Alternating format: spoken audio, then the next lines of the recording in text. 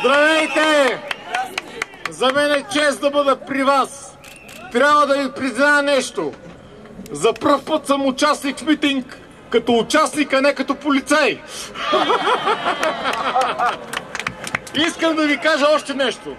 За да има нас, да има тая земя, нас всичките тука, 200 000 българи са загинали във войните за национално обединение. Оставили са 900 000 сираци. Това не са някакви безимени хора. Вие сте от цялата страна.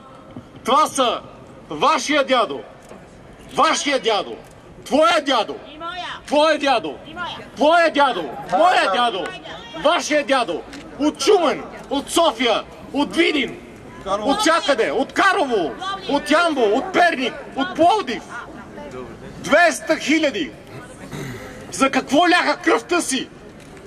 За да ги чукат турците сега, никога. За какво е ляха тая кръв? За 25 години да не направят на Дармадан пак.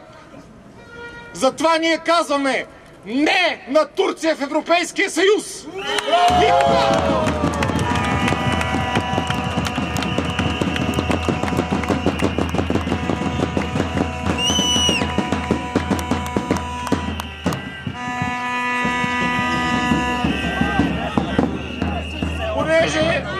Понеже за разлика от господин Борисов знам малко повече езици, освен congratulations, ще ви кажа нещо на испански.